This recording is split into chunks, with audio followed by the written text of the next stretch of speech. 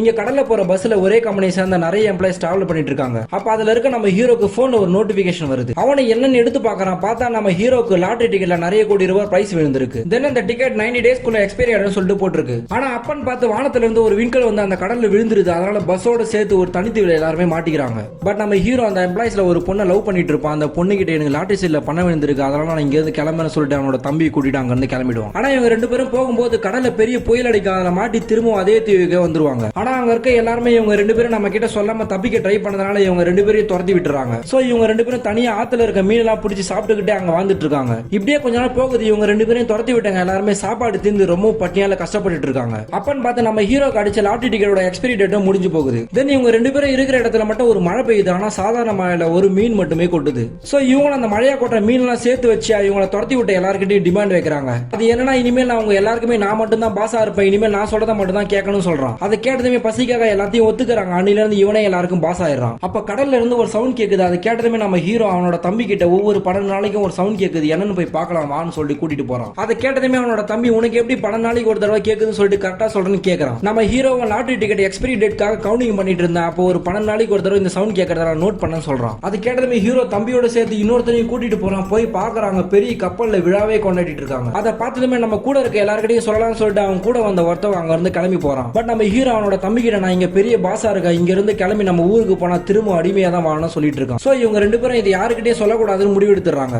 ஆனா அவன் கூட வந்தவன் எல்லா உண்மையும் அவங்க கிட்ட சொல்லிட்டு போற சொல்லிட்டு இவங்க ரெண்டு பேரும் முன்னாடியே போயிட்டு அவன் எங்கேயே கீழே விழுந்து மண்ணில் அடிபட்டு பைத்தியம் ஆயிட்டான்னு சொல்லிடுறாங்க. தென் அவன் கடல ஒரு கப்பலை பார்த்ததா அது மூலமா நம்ம தப்பிச்சலாம் சொல்லிட்டு உளறிட்டு இருக்கான்னு சொல்லிட்டு இருக்காங்க. அப்பன்னு பார்த்தா அவன் வந்துடுறான். கடல ஒரு கப்பலை பார்த்தா நம்ம எல்லாம் தப்பிக்க போறோம் சொல்லிட்டு இருக்காங்க. ஆனா இவனை யாரும் நம்பாம அங்க இருந்து கிளம்பிடுறாங்க. இப்படியே கொஞ்ச நாள் போகுது. அங்க இருக்க எல்லாருமே சேர்ந்து இவனோட காதலி இவனுக்கே கல்யாணம் பண்ணி வைக்கிறாங்க. அதை பார்த்ததுமே ரொம்ப ஃபீல் பண்ணி எல்லா உண்மையும் சொல்லிடுறான். பட் அங்க இருக்க எல்லாருமே இவன் சொல்றதை நம்பாம இவன் அவன் கூட சேர்ந்து பைத்தியம் ஆயிட்டான். அதனால யாருமே இவன் கூட சேராதீங்க, இல்லைன்னா நம்மளும் பைத்தியம் ஆயிடும் சொல்றாங்க. ஆனா அந்த கப்பல் வர அந்த நாள் வந்துருது. அதனால இவங்க தங்கி இருக்க பழைய கப்பல இருக்க ஆயில் எல்லாம் கொட்டிட்டு அந்த கப்பலை வெடிக்க வச்சிடறான். சோ அந்த கப்பலை இந்த நெருப்போட சிக்னல் வச்சு இங்க இருக்க எல்லாரையும் காப்பாத்தினாங்க வந்து கிளம்பிடுறாங்க. ஆனா நம்ம ஹீரோ மட்டும் எழுந்து பாக்குறான். அதே தீவில் தான் இருக்கான். யாருமே இவனை காப்பாத்தி கூட்டிட்டு போல. அப்படியே திரும்பி பாக்குறான். அந்த பொண்ணு இவன் கூட தான் இருக்கான். அந்த கப்பலை இடம் பார்த்ததுனால உன்னை விட்டுட்டு போயிட்டாங்கன்னு சொல்றான். தென் அவங்க திரும்பி வந்து கூட்டிட்டு போறேன்னு சொன்னாங்க. ஆனா நீங்க தனியா இருப்பீங்க, அதனால என் மனசு கேட்கல, அதனால நானும் கூடவே இருக்கேன்னு சொல்லிட்டேன்னு சொல்றான்.